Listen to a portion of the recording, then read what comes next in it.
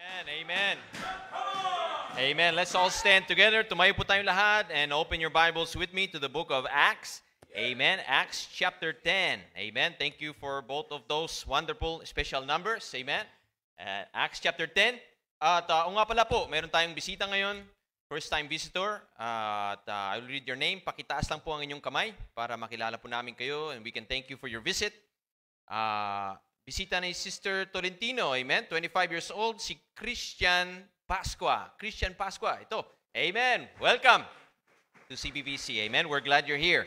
Okay, open your Bibles, Acts chapter 10, and we will read from verse 34. Acts chapter 10, verse 34, down through verse 44. Acts chapter 10, verse 34. Kung nakuha nyo na po, would you say aloud, amen?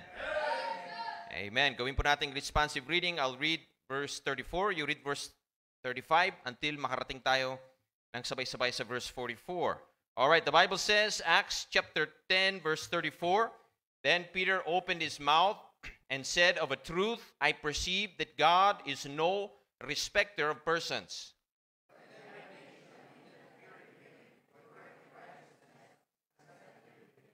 The word which God sent unto the children of Israel, preaching peace by Jesus Christ, He is Lord of all.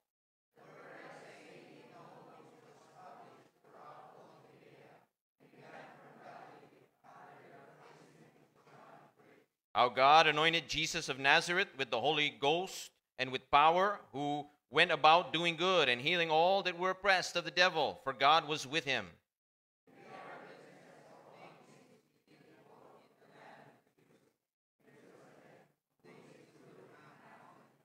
Him God raised up the third day and showed him openly.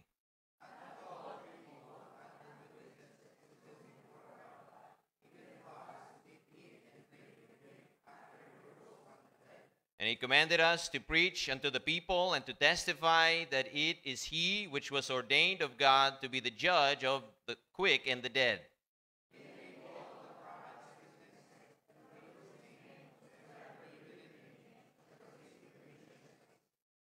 Verse 44, let's read it all together. Ready, read. While Peter yet spake these words, the Holy Ghost fell on all them which heard the word. Amen. Let us pray.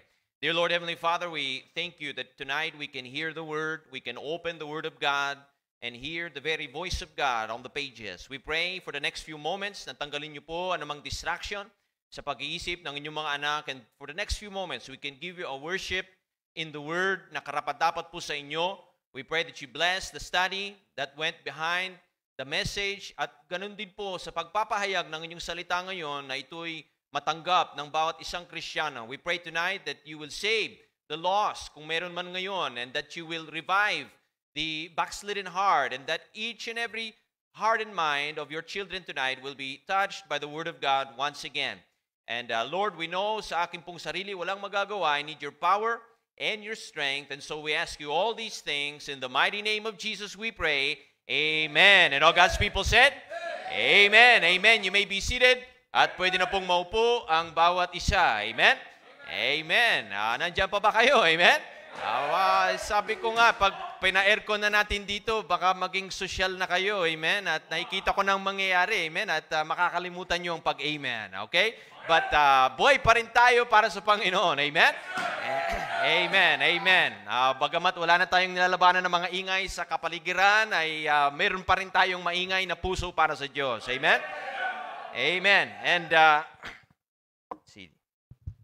as you're being seated, I'll switch over dito sa mic na ito. As you're being seated, our title today ay parang dalawa. Amen? Nagdidibate ako sa aking sarili kung anong gagawin kong title, kaya dalawa ang title natin.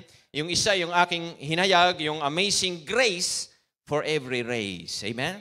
Amazing Grace for Every Race. Pero yung subtitle nito ay The Privilege of Having a Global Gospel. Amen? The privilege of having a global gospel. Na pag sinabing race, the Amazing Grace for Every Race, ang word race, hindi lang takbuhin, kundi it also means lahi ng tao. Amen? Race, lahi ng tao. At dito ngayon, maaaring may iba-ibang lahi ng tao. Race ay linya ng dugo ng tao. may Tagalog, amen, may Bisaya, may Ilocano, may Badyao, may Mangyan, may Igorot, may Ilonggo, may Kapampangan na magaling magluto, may Waray, at meron ding Waray pera, amen? Lahat tayo yun, amen? Pero maraming people groups, at sabi po sa Pilipinas may 182 na ibang lahi o ibang linguistic na people group sa Pilipinas. Pero sa mundo po natin ay sabi nila there is 17,400 different lahi ng tao. Okay? But thank God, iisa lang ang gospel, it is amazing grace for every race. Amen? Ito'y para sa lahat ng lahi. Amen? At karamihan dito ay Pilipino. Ako ay hindi ko nga alam kung ano ako. Basta, amen? At Amerikano na nagtatagalog at mamaya may ibabautismo akong Amerikano na naparito. Amen? Pero basta mahalaga, there's amazing grace for every race. Amen? Amazing grace for every race. May taong kulay puti, may taong kayumangge, may taong maitim. Amen?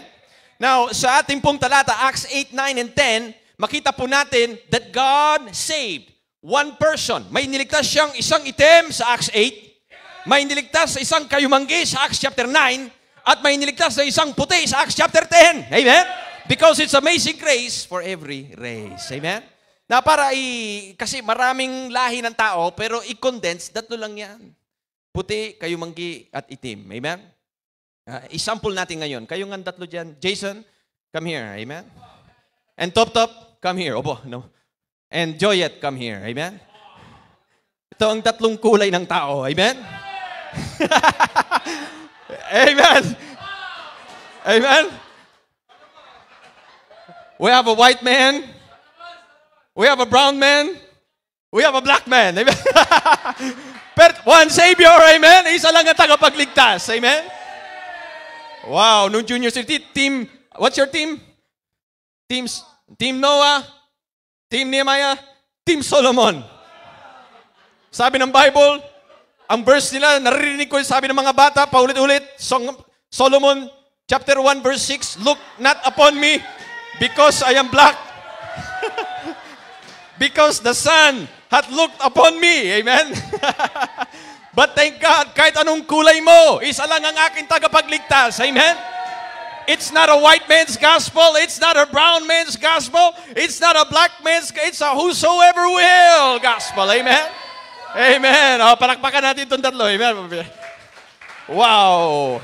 The sun has looked upon me. Amen? But you see, it is amazing grace for every race. Amen? Now, dapat makita natin minsan that it is a privilege na sa atin yung ating meron dito sa church. It is a global gospel. Amen? Nag-umpisa ito sa 11 na tao. From Jerusalem, it went to Asia Minor, to Europa, to England, to America, at nandito ngayon sa Pilipinas. Amen? Pero hindi hanggang dito lang. God's intention is that the gospel will reach every province, every city, every town, every person. Amen? At makita natin, yung seed of the gospel ay hindi basta-basta. It is a privilege. Bawat bata na na-minister, itong mga huling linggo, hindi natin alam ang gagawin ng Diyos. Amen? Sabi ng Bible, sabi ng Panginoon, the kingdom of heaven is like a grain of mustard seed, which a man took and sowed in his field, which indeed is the least of all seeds. But when it is grown, it is the greatest. You never know what God will do sa isang seed of the gospel. Amen? Kasi it's a privilege na meron tayong global na gospel. Now, isipin niyo po, sa isang maliit na Baptist church, na attendance ay 15, sa liblib na lugar ng Texas, ay may isang young people na umattend, 14 years old, at siya ay na-save doon. At yun ay si Dr. Jack Hiles. Amen? And from there, umusbong ang gospel. Sa isang maliit na Baptist church, sa Kentucky, Cedar Creek Baptist Church, 1923, ay may isang Sunday school teacher na babae, si Miss Stacy, na nawin niya ang kanyang estudyante na 14 years old. At yun ay si Dr. Lee Robertson. Amen? You never know. And then, 17 years old, may isang binata, ay dapat 18. Di ko alam kung paano nakapasok ng 17, pero gusto niya maglingkod sa kanyang bansa, sa US Army, or doon siya sa Air Force. at pumunta siya ron, na-destino sa Clark, dito sa Pampanga, noong 1940s. At yun ay si Bob Hughes, amen? At dyan sa Pampanga, narinig niya yung gospel, doon siya na-save, amen? Bumalik sa Amerika, nag-Bible school, bumalik dito, nag-mission doon sa Cebu, and umusbong ang gawain ng Diyos, amen? You never know the potential of the seed of the gospel sa bawat bata at sa bawat tao na nababahagian nito. Amen? Now listen, the privilege of having a global gospel. Ang gospel natin, global. Now, merong mga bagay, hindi global, particular. Kumbaga dito lang, o para lang sa isang lugar. Have you heard of the Bodhi tribe sa Africa? The Bodhi tribe, ang pinakagwapo sa kanilang kalalakihan ay yung pinakamalaking tiyan. Amen? Yun ang kanilang kultura. Kaya every 6 months, meron silang 6 months na paligsahan, palakihan ng tiyan. Kain lang sila ng kain yan. Puro fresh milk, puro karne, palakihan ng tiyan.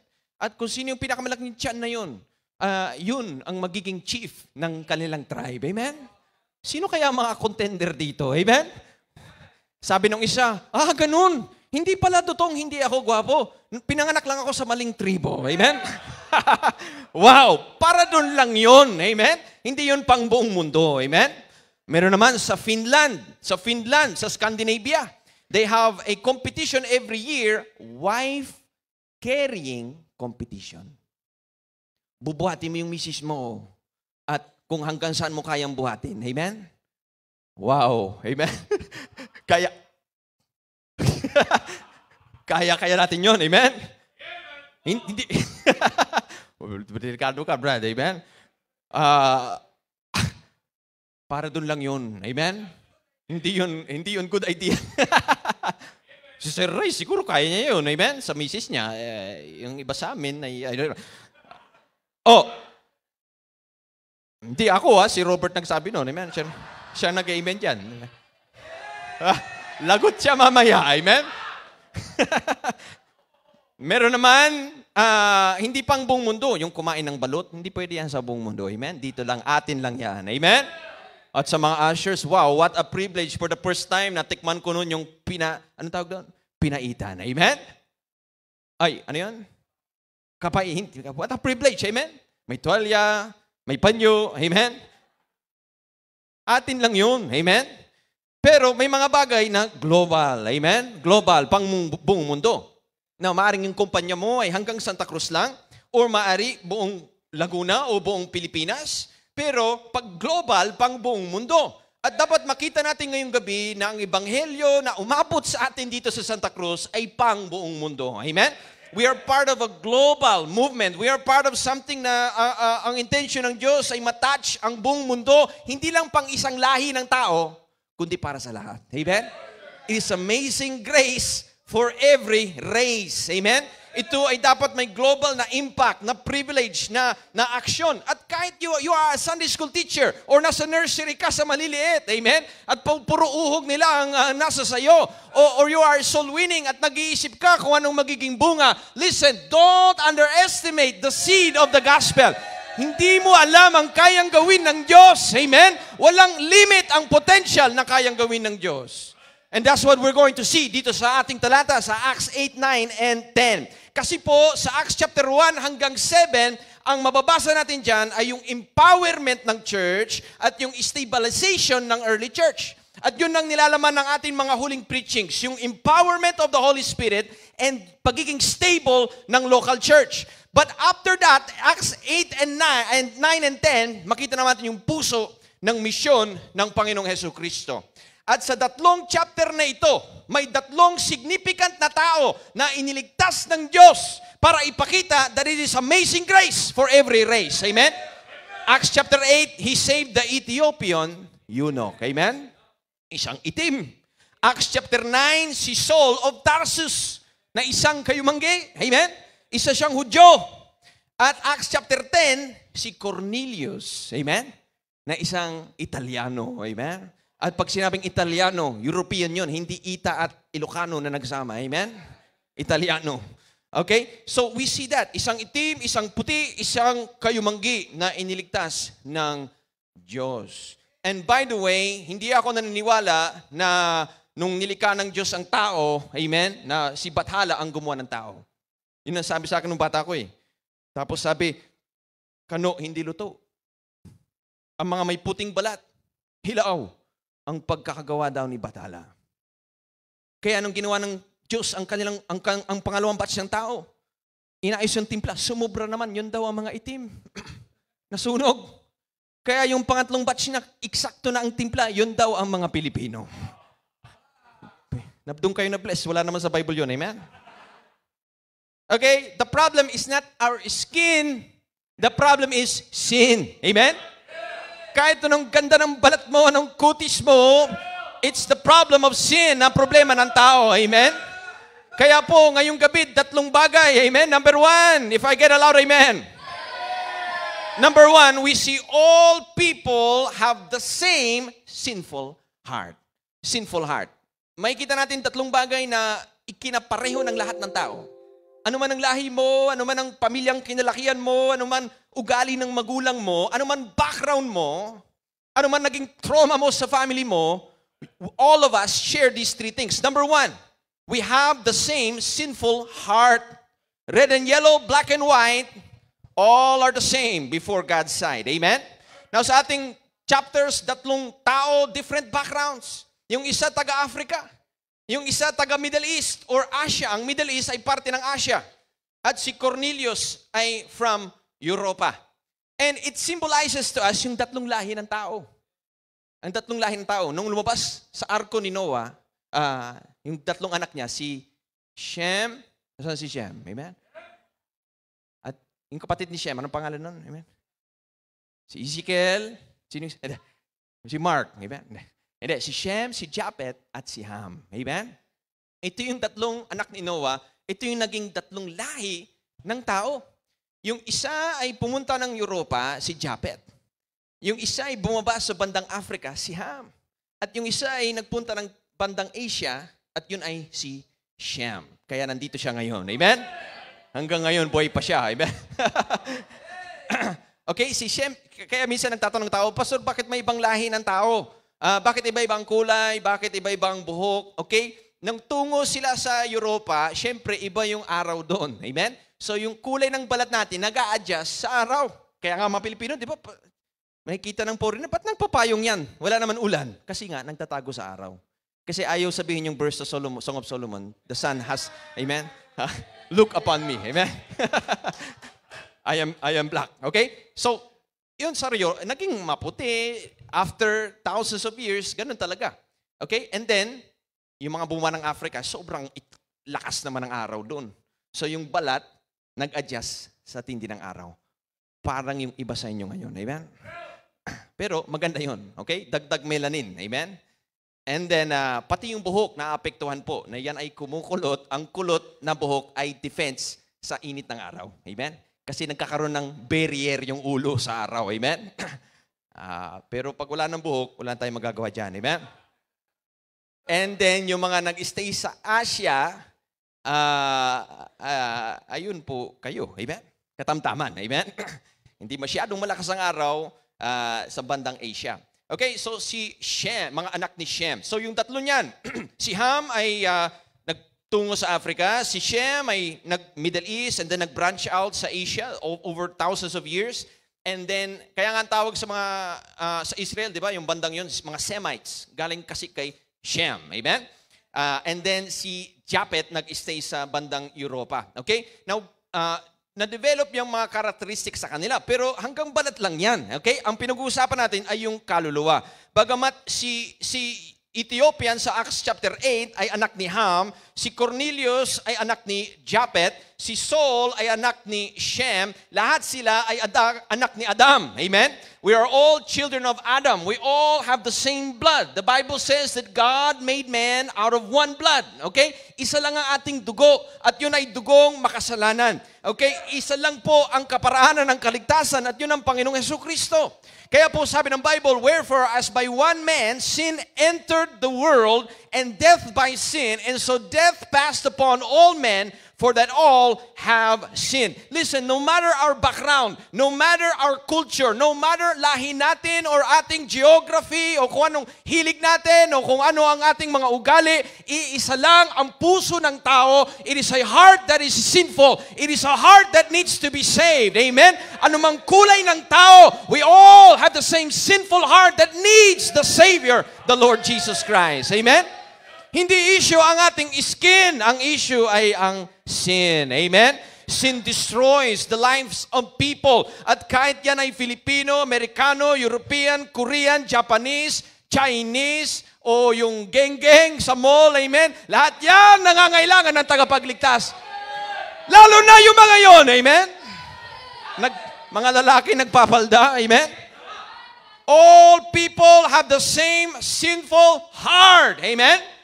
Amen. Number 2 na po, kung may amen. All people have the same spiritual hunger.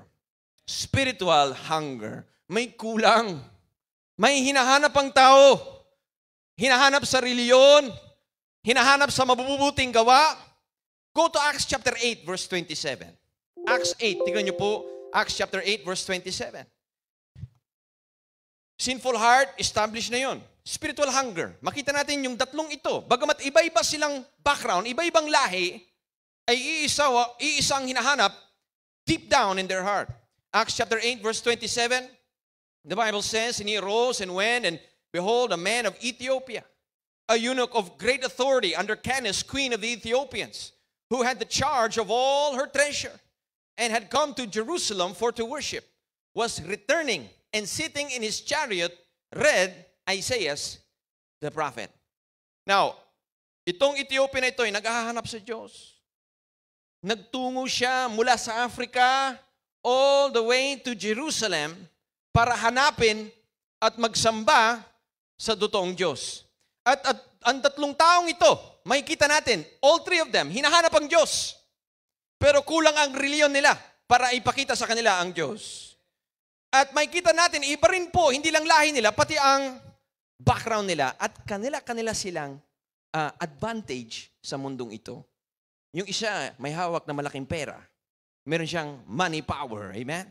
Yung eunuch. Yung isa naman, military power. Si Cornelius. Yung isa naman, may mental power. Amen? Yun na si Saul, na napakatalinong tao. Pero lahat ng bagay na yun, kulang pa rin. Amen? For as inawit ni Sister Aniga, only Jesus can satisfy your soul. Amen? Yung isa, mataas sa gobyerno. Yung isa, sa military. Yung isa naman si Saul, mataas sa reliyon at talino. At iba-iba ang katangian. Maging ang mga lahi ng tao, mga itim talagang lamang sa sports. Amen? Gustuin man natin maging Michael Jordan, hindi mangyayari yun. Amen? Gusto natin maging LeBron James, ang lumalabas, LeBron James. Amen? Wrong. Amen? Mali. Gusto natin maging Stephen Curry, ang lumalabas, Stephen Scary. Amen? Iba-iba ang talento nila. Sa mga Japanese naman, talagang technology. Amen? Lamang sila. Ang Filipino naman, magaling. Kahit saan pwede. Amen? Kahit saan sa mundo, adaptable, the great imitator. Amen? Lahat kayang tapatan at gayanin at amen? Yan ang Pilipino. Ang mga European ay kilala naman sa stabilization at leadership. Ang mga Hudyo sa pera, ang itim sa sports, ang Korean sa sayaw, ang Chinese sa COVID. Amen? Iba-iba. Amen? Pero itong Ethiopian ay may hawak na malaking pera. Siya ang treasurer ng Queen of Ethiopia. Amen? Na yan ang nanggaling ng Queen of Sheba, na kingdom na yon. Napakayaman na kingdom at siya ang treasurer. At hawak niya the wealth of one of the richest nations sa mundo nung time na yon. Siya ang treasurer na yon. Now, sa church po natin, si Sister Nep ang ating church secretary, treasurer. Amen? Pero personal, ang aking personal secretary and treasurer ay si Sister Anika. Amen? At mayroon kaming relasyon. Amen? May relasyon sa secretary. Amen? Siya lang yun. But you see, itong si Ethiopian eunuch, bagamat hindi siya nakapangalan, nakita natin, nagbiyahe siya all the way, 3,000 kilometers papunta sa Jerusalem. Can you imagine that? At nung panahon na yon, estimated by chariot, ayun ay tatagal ng 3 months na biyahe. Magsimba. Kaya bakit yung iba ngayon sa live stream, hindi makasimba? Amen? Nandiyan lang sa tapat, hindi makasimba. Amen? Samantalang ito na kilala at mayaman na tao ay talagang nag-sacrifice ng time at pumunta ron, nagsimba. Pero ang nakakalungkot, nagsimba siya, umuwi siyang walang kaligtasan. Umuwi siyang walang kaligtasan. Pabalik ay dala-dala niya ang Book of Isaiah. Sabi niya, ano ba ang ibig sabihin ng lahat ng ito? Hindi na pa iliwanag doon, basta nagsimba ako pero walang nangyari. Wala pa rin akong katiyakan ng buhay. Hindi niya pa rin kilala ang Panginoon. But thank God, meron siyang hawak na Bible. Amen? Meron siyang hawak na Book of Isaiah. And as long as you have an open Bible, may pag-asa sa buhay mo. Amen? As long as bukas pa rin ang Bible, walang sitwasyon na hindi kaya ng Diyos, walang hindi kaya ng gawin ng Diyos sa buhay mo, basta bukas pa rin ang Bible mo. Amen? And so his Bible was open. Amen? And his heart was open. And so Philip, the evangelist, ay tumakbo. Amen? At sinere sa kanya ang paraan ng kaligtasan. You see, ang nakikita natin ito'y matalinong tao, ito'y may perang tao at inaaral niya pero hindi niya maintindihan. Ganon din po ang mga lost people.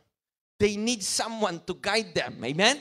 Ituro sa kanila ang simpleng paraan ng kaligtasan. Ang taong ito, ang Ethiopian ito, sa halip ng kanyang pera, sa halip ng kanyang posisyon, sa halip ng kanyang political power na meron siya, meron pa rin kulang sa kanya at na hindi niya matagpuan. He was searching for God. May hunger, busugan siya niya, pero may hunger sa kaluluwa niya. Hinahanap niya ang Diyos. Hindi kayang punuin ng alak, hindi kayang punuin ng pera, hindi kayang punuin ng kanyang power, hindi kayang punuin ng anuman bagay sa mundong ito. Hinahanap niya ang Diyos. And there's only one God who can satisfy the soul of man. Amen? And whether you're black, white, brown, or kahit kulay, dilaw ka, you need the Lord. Amen? Ano man kulay mo, you need God. And so he saw may pera siya, lahat na nasa sa kanya. But he still needed the Lord. Amen? Minsan, pag hindi tayo nag-ingat, nakakakita tayo ng mga tao sa mundong ito, mga artista, mga taong may pera, at iniisip natin that they don't need anything. Hindi natin alam, sa dulo ng kanilang puso ay may malalim na pangangailangan. Hinahanap din nila ang Diyos, pero nabaon na sila sa mga bagay ng mundo, nabaon na sila sa bisyo, they need God. Amen? But you see this Egyptian or this Ethiopian eunuch, kahit may pera siya, he still needed God.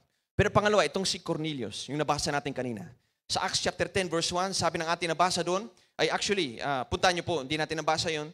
But Acts chapter 10 verse 1, pinapakilala tayo sa isang puti, isang European, na si Cornelius. Sabi ng Bible, there was a certain man in Caesarea called Cornelius, a centurion of the band called the Italian Band. Isa siyang commander ng batalyon o banda ng sundalo. He was a military man, a commander ng mga sundalo. At baka akala ng maraming tao na wala siyang Diyos sa kanyang puso. Pero hinahanap niya ang Diyos. Look at verse 2. He was a devout man and one that feared God with all his house, which gave much alms to the people and prayed to God always. You see, hinahanap niya rin ang Diyos. Na yung una, may monetary power, may pera siya. Itong pangalawa, may military power. Pero hinahanap pa rin niya ang Diyos. Amen? Hindi pa rin sapat yun. He is searching for God. Down in the heart of man, there is a hunger to know their Creator, the one true God. Kahit saan sa mundo, totoo po yan. Kahit sa India, na nakakalungkot, hinahagis nila ang kanilang mga baby hanggang ngayon doon sa mga crocodile. Kahit saan parte ng mundo, they are searching for God. Kaya lang hindi nila alam paano matagpuan. At parang itong si Cornelius, na nanalangin siya sa Diyos, pero hindi niya pakilala ang kanyang tagapagligtas. You see, whether you have monetary power or you have military power or kahit meron kang mental power. Amen? Wow, meron ka bang mental power? Amen? Parang isa, nagpunta ron sa aquarium, sa zoo. Eh, sabi ng Chinese, watch, power of the mind. Huh? Meditation, power of the mind. Tingin yung Chinese doon sa isda. Tinitigan niya na matagal. May lumapit na isda. After 5 seconds meditation, yung isda biglang sumingkit ganun. Sabi niya, paano mo nagawa yun? Sabi ng Pilipino sa Chinese, paano mo nagawa yun? Power of the mind. Wow. Sabi ng Pilipino, ako nga. Punta siya doon sa nakahanap ng isda, may isdang lumapit ganun. Tinitigan yan ganun, 5 seconds. Power of the mind. Biglang yung tao na nagpalit ng mukha, nagmukhang isda. Amen? Power of the mind. Amen? Listen, mental power, kahit anong akala mong talino mo, kailangan pa rin natin ang Diyos. Saul ay matalino. Walang mas matalino kay Saul of Tarsus. He has the equivalent today. Kung nakatira siya ngayon, if he's living today, it's a triple PhD. Amen? He studied kay Gamaliel. He is a doctor of the law. Membro siya ng Sanhedrin na pinaka-elite, pinaka-matatalinong mga Pariseo. Kasama po siya doon. At napaka-talino po niya, pero nakita niya, kailangan pa rin niya ang Diyos. Minsan sa ating kultura, masyado tayong nai-impress sa mga matatalino. Amen? Matatalino, o kaya may pera, o kaya may military power, katulad ni Cornelius. Pero ang Diyos, hindi na-impress. Nakita niya silang tatlo. They all needed God. Amen? Look at Acts chapter 9, verse 1. Doon naman kay Saul. Isang kayumanggi. Acts chapter 9, verse 1. The Bible says, and Saul, yet breathing out threatenings and slaughter against the disciples of the Lord, went unto the high priest and desired of him letters to Damascus, to the synagogue, that he, if he found any of this way, ibig sabihin mga Kristiyano, whether they were men or women, he might bring them bound unto Jerusalem.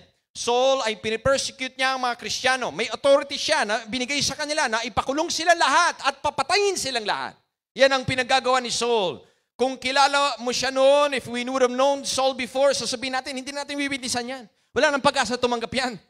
Delikado tayo dyan. Iwasan natin yan si Saul of Tarsus. But thank God, the Lord appeared unto him. Amen? Nagpakita ang Diyos sa kanyang buhay. And Christ met him on the road to Damascus at sinabi niya, why persecutest thou me? It is hard for thee to kick against the pricks. Amen? Kumbaga sa Tagalog, mahirap sumipa sa matalim. Amen? Sabi niya, I am Jesus whom thou persecutest. It is hard for thee to kick against the pricks. Ibig sabihin po nun, ito. Nakakaramdam na si Saul ng conviction. Prick. Amen? Matulis sa kanyang puso sa salita ng Diyos. Now listen, you're here today, at minsan may discernment na binibig. Alam ko kung sino sa inyo ang mga nilalabanan nyo ang Diyos. If you are having conviction, amen, wag na kayong sumipa sa matilim, amen, magsisi na kayo, change your life, amen. It is hard to kick against the pricks of God's Word. Conviction! Si Saul nakakaramdam ng conviction. Sabi niya, ba't ko ba nararamdaman ito? Matalino ako, edukado ako, pero tinatamaan pa rin ako ng salita ng Diyos. Walang taong except sa conviction of God's Word, amen. Walang matalino sa harap ng Diyos. Walang mayaman sa harap ng Diyos. Walang magaling sa harap ng Diyos. We are all sinners in the sight of God. Oh, so he felt the conviction of God's Word. Nandun po siya, nasaksihan niya nung pinatay si Stephen. Sabi niya, namatay itong taong ito, pinagpatay ko. Nakangiti sa langit. Conviction. Amen? Sabi ng ibang Bible scholar, malamang si Saul, yung rich young ruler na nasalubong ng Panginoong Jesucristo. Conviction. Isa siyang Pariseo, ibig sabihin, naging saksi siya sa buhay ni Kristo. Conviction. Isa siya sa mga nagpapapatay kay Kristo. Conviction. Amen? Narinig niyang mangaral si Kristo. Conviction. At sabi niya, hindi ko na malabanan ang conviction ng Diyos. It is hard to kick against the pricks. Amen? God is no respecter of persons. Tatawanan ka lang ng Diyos hanggang sa ipahiya ka ng Diyos. He knocked him down. Nakakabayo si Saul, naantas niya ron sa kabayo niya. Akala niya kung sino siya, matalino siya, may power siya, nanguusig siya ng Kristiyano, and God knocked him off his horse. Sabi niya, sino ka, Saul, para labanan ako? Amen? Bulag siya, matalino ka, pero bulag ka. And God blinded him. But thank God, He saved him. Amen? He saved them. That's God's convicting work. Amen? You see, everybody has the same sinful heart, the same spiritual hunger. And number 3, last na po. Amen? Kung may amen. The same saving hope. Saving hope. Tatlo sila, iisa ang nagligtas sa kanila. Acts 8 verse 35, the Bible says, Then Philip opened the mouth and began at the same scripture and preached unto him Jesus. Acts 9 verse 5, the Bible said, And he said, Who art thou, Lord? And the Lord said, I am Jesus, whom thou persecutest. It is hard for thee to kick against the pricks. Acts 10 verse 38, ang pinangaral nabasa natin kanina ni Peter kay Cornelius is the death, burial, and resurrection of the Lord Jesus Christ. Pinangalan si Kristo in all three cases. The same hope is Jesus. Amen? Isa lang ang tagapagligtas ng mundong ito. It is the Lord. Sinadya ito ng Diyos. Acts 8, isang itim. Acts 9, isang kayumanggi. Acts 10, isang puti. Para ipakita, the hope of Africa is Jesus. Amen? The hope of Europe is Jesus. The hope of Asia is Jesus. The hope of the Philippines is Jesus. The hope of Laguna is Jesus. The hope of Santa Cruz is Jesus. The hope for your family is Jesus. Hanggat hindi pa huli ang lahat, why don't you receive the Lord and let Him change your life? Amen? Ang pag-asa ng tao ay isa lang. At yun ang Panginoong Hesukristo. Kaya tayo nangangaral. Kaya tayo nag-aakay ng kaluluwa. It doesn't matter the color of man. What matters is that they receive the Lord as their personal Lord and Savior. Amen? Maganda yung sinabi ni Paul, Lord, or ni Saul, sabi niya, Lord, who art thou? Amen? Tapos sinabi niya, Lord, what wilt thou have me to do? Pag tinanggap mo siyang tagapagligtas, hindi mo pwedeng isnabin ang kanyang pagiging Panginoon sa buhay mo. He is the ruler, the Lord of our lives. Gaya natin nabasa kanina, He is Lord of all. Acts chapter 4, the Bible says, there is no other name given among men whereby we must be saved. Isa lang ang tagapagligtas. Bagamat itim yung Ethiopian, his Savior was Jesus. Bagamat si Saul ay Hudyo, his Savior was Jesus. At bagamat si Cornelius ay isang taga-Europa, his Savior was Jesus. Iba-iba silang tao, iba-iba silang background, iba-iba silang kontinentong pinanggalingan, pero iisa lang ang nagligtas sa kanila. Amen? The Lord Jesus Christ. What a picture sa atin na nabibigay yung Book of Revelation. One day, pagdating natin sa langit, makakasama tayo sa isang malaking choir. Amen? Every nation, tribe, kindred, and tongue. Amen? Nandun ka sa langit kasi tumanggap ka sa Panginoon. Makita mo sa heavenly choir, nasa kanan mo, ikaw Tagalog, nasa kanan mo, Bisaya. Amen? Nasa kaliwa mo, Waray pera. Amen? Tapos may isang African doon. Amen?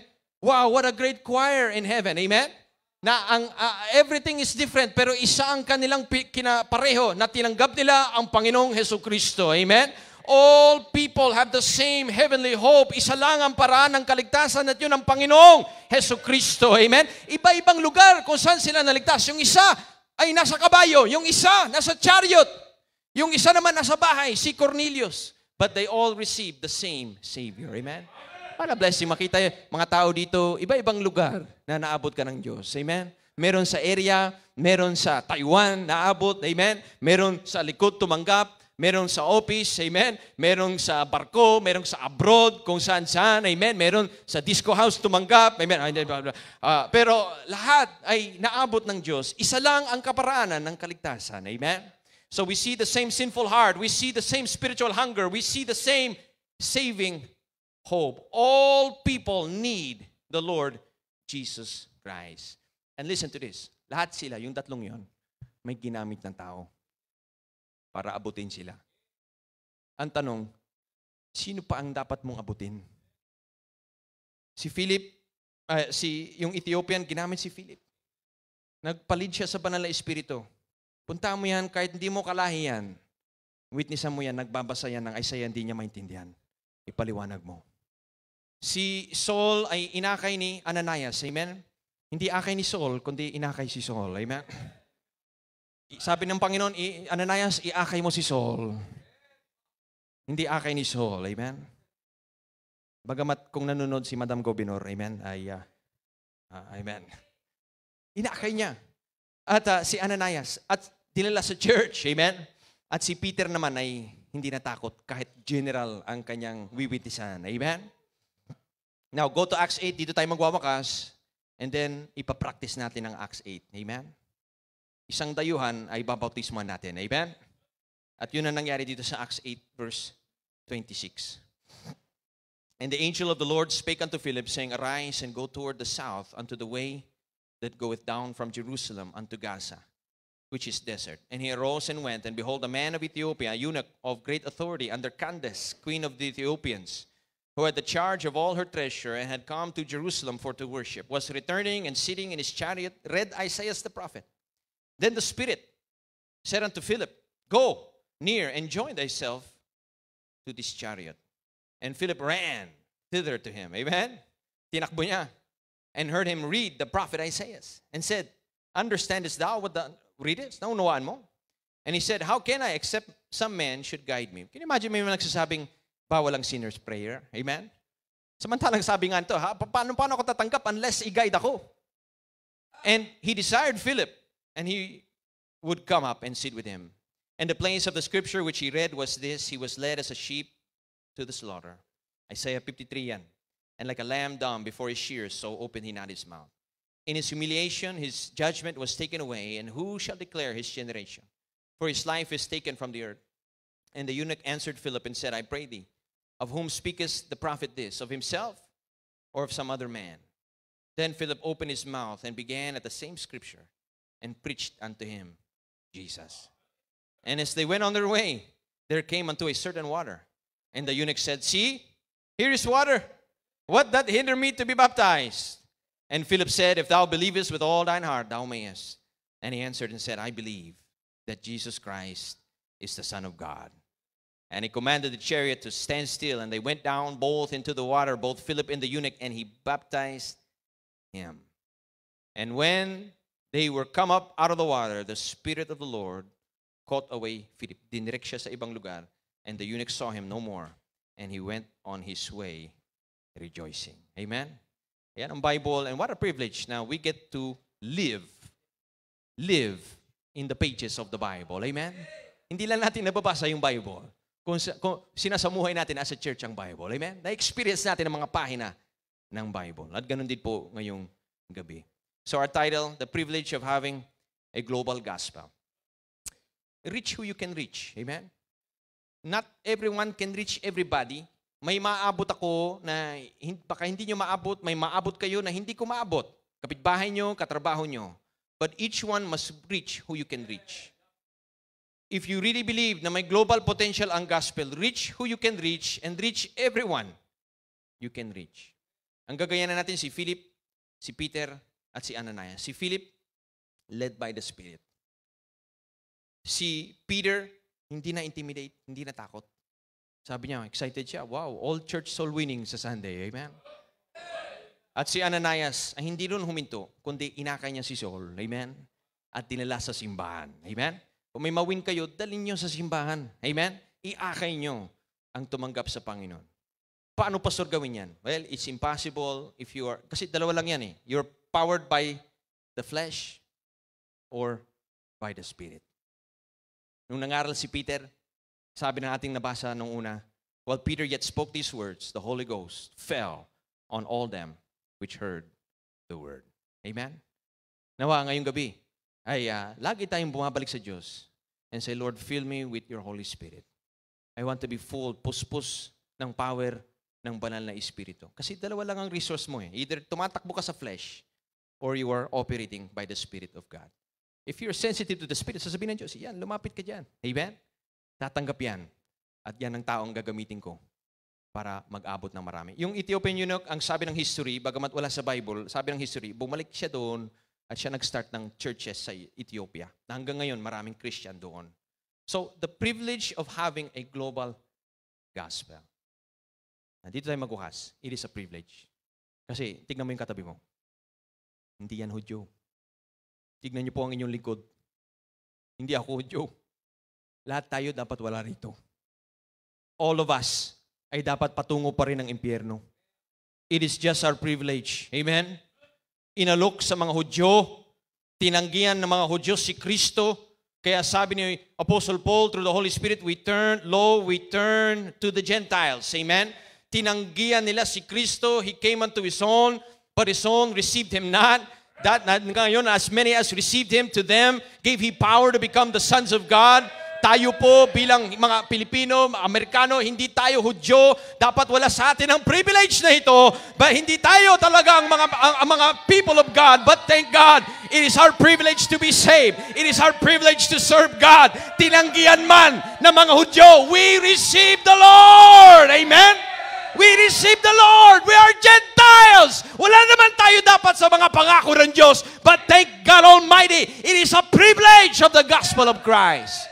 Kaya kung ikaw ay saved, iigihan na natin ang ating panawagan para sa Diyos. What a privilege to serve the Lord. Amen? I can just imagine, sabi ng Ethiopian, thank God, hindi naman ako Hudyo, isa akong itim, but thank God, tinanggap ako ni Kristo. Amen? I can imagine, sabi ni Apostle Paul, ako'y Hudyo, pero nilabanan ko si Kristo, but thank God, tinanggap ako ni Kristo. And I can imagine si Cornelius, na isang Italian, na sabi ko, bagamat inapik ko ang mga Hudyo, thank God, tinanggap ako ni Kristo. Amen? Thank God for His amazing grace. Amen? Amazing grace, how sweet the sound that saved a wretch like me. I once was lost, but now I'm found. That's why I want to be in the ministry. Amen? Thank God for the privilege of the gospel. But wala naman tayo dapat sa mga karapatan, amen, sa mga pangako ng Diyos. But thank God, His mercy has reached even you and even me. Amen? Kaya ano man ang sitwasyon mo sa buhay ngayon, tanong ko lang ngayong gabi, nilalabanan mo ba ang conviction ng Diyos? It is hard for thee to kick against the pricks.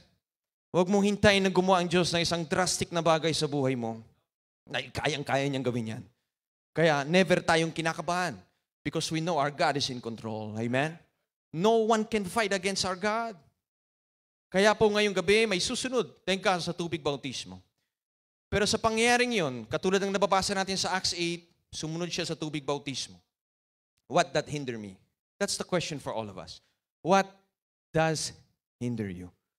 Ano ang humahadlang sa iyo? Ang ganda ng junior retreat, amen?